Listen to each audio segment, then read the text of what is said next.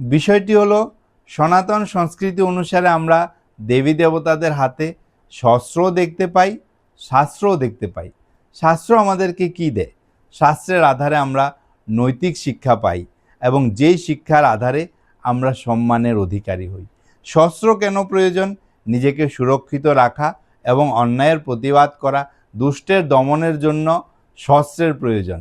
বর্তমান সময়ের শস্ত্র কি? বর্তমান সময়ের শস্ত্র হলো পুঁথিগত শিক্ষার পাশাপাশি আমাদেরকে আইন সম্বন্ধে ধারণা রাখা। দেশের সংবিধানই হচ্ছে সর্বোচ্চ আইন, যেখানে আমাদের মৌলিক অধিকার এবং বিভিন্ন পদের কি কি ক্ষমতা রয়েছে তার স্পষ্টীকরণ রয়েছে। এবং ল সম্বন্ধে অর্থাৎ আইন সম্বন্ধে ধারণা রাখা, কি কি আমরা করতে পারি এবং কি কি আমরা করতে পারি না। যাহা যাহা আমরা করতে পারি না তাহা যদি আমাদের দ্বারা করা হয় তাহলে আমরা আইনের দৃষ্টিতে অপরাধী হয়ে যাই।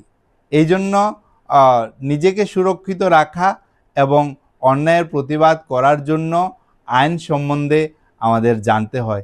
এই জন্য শস্ত্র এবং শাস্ত্র দুটোর সম্বন্ধেই ধারণা রাখা প্রয়োজন।